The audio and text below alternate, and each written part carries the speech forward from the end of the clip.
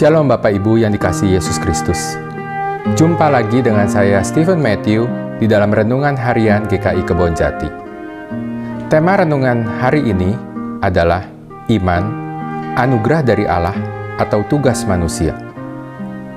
Ayat yang menjadi dasar perenungan kita hari ini diambil dari Markus 3 ayat 1-6. Demikian firman Tuhan.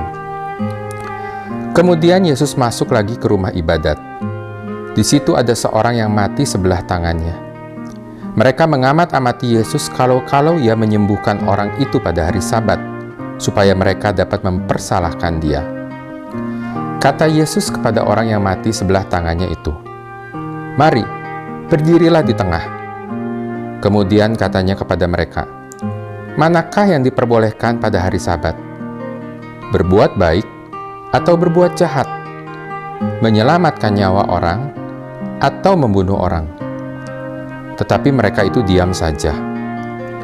Ia berduka cita karena kedegilan mereka dan dengan marah ia memandang sekelilingnya kepada mereka, lalu ia berkata kepada orang itu, "Ulurkanlah tanganmu."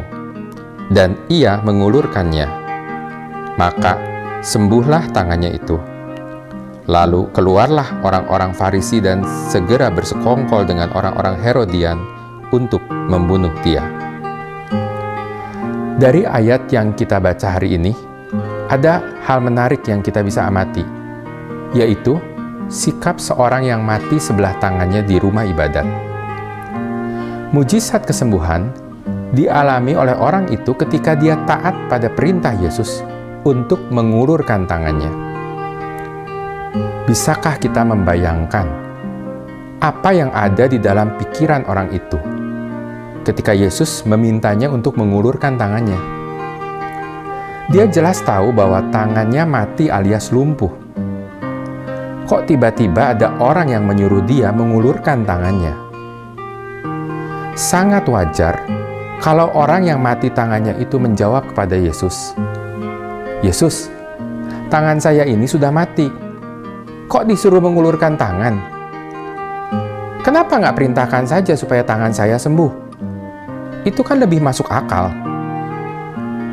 Tetapi orang itu memilih untuk taat dengan mengulurkan tangannya.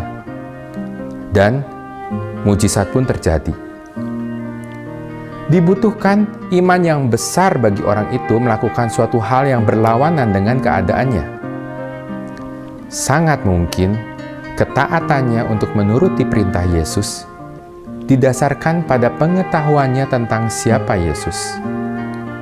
Di ayat 2 dikatakan, mereka mengamat-amati Yesus kalau-kalau ia menyembuhkan orang itu pada hari Sabat, supaya mereka dapat mempersalahkan dia. Dari ayat 2 ini, kita mendapat kesan bahwa Yesus pada waktu itu memang sudah menjadi sosok yang dikenal, sering melakukan penyembuhan. Jadi, ada kemungkinan orang yang lumpuh itu sebelah tangannya itu tahu siapa Yesus. Dari sini kita bisa belajar bahwa iman tidaklah sama sekali tanpa pengetahuan. Rasul Paulus menekankan pentingnya aspek pengetahuan di dalam iman. Roma 13 ayat 17 mengatakan, "Jadi, iman timbul dari pendengaran, dan pendengaran oleh firman Kristus." Dari ayat ini jelas ada aspek pengetahuan akan firman Kristus yang menjadi dasar timbulnya iman. Namun, kita juga tidak boleh terjebak pada pemahaman bahwa pengetahuan yang dimaksud adalah pengetahuan yang tuntas. Kita tidak mungkin bisa memahami seluruh kemahakuasaan Allah. Setelah itu barulah kita beriman. Jika demikian, maka iman yang kita miliki adalah hasil dari pilihan kita semata. Kita harus memahami bahwa kemampuan kita untuk memiliki pengetahuan awal untuk kita bisa melangkah dalam iman, ini pun merupakan anugerah Allah. Tanpa anugerahnya, kita tidak akan mampu memiliki pengetahuan awal ini. Setelah memiliki pengetahuan awal, kita pun perlu untuk percaya dan taat. Ini adalah aspek puncak dari iman. Ibrani 3 ayat 18-19 mengatakan, "Dan siapakah yang telah ia sumpahi bahwa mereka takkan masuk ke tempat perhentiannya? Bukankah mereka yang tidak taat? Demikianlah kita lihat bahwa mereka tidak dapat masuk oleh karena ketidakpercayaan mereka." Hanya memiliki pengetahuan, namun tidak percaya dan tidak taat adalah percuma. Dan sekali lagi, kita perlu menyadari bahwa untuk percaya dan taat pun itu merupakan bagian dari iman. Seringkali dikatakan bahwa iman bersifat pasif karena kita diselamatkan dengan menerima apa yang telah dilakukan Kristus bagi kita. Namun, terdapat suatu pengertian di mana iman adalah aktif di dalam ketaatan. Kita semua saat ini memiliki tantangan dan keterbatasan masing-masing.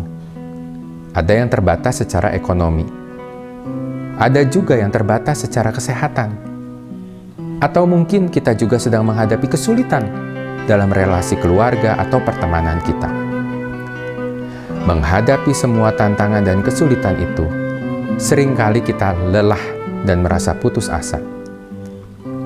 Namun, pertanyaan untuk kita renungkan, sudahkah kita memiliki pengetahuan bahwa Allah berkuasa atas seluruh kehidupan kita, dan Dia hendak memakai hidup kita untuk memuliakan nama-Nya?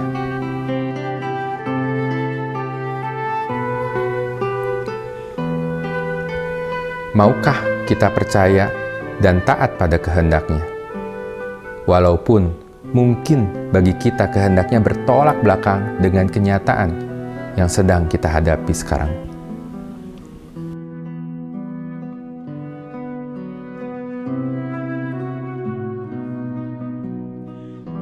Ingat kisah tentang orang yang mati sebelah tangannya di bait Allah. Karena dia tahu siapa Yesus dan memilih untuk percaya dan taat pada perintah Yesus, maka ia mengalami mujizat. Demikian renungan kita pada hari ini. Tuhan Yesus memberkati kita semua.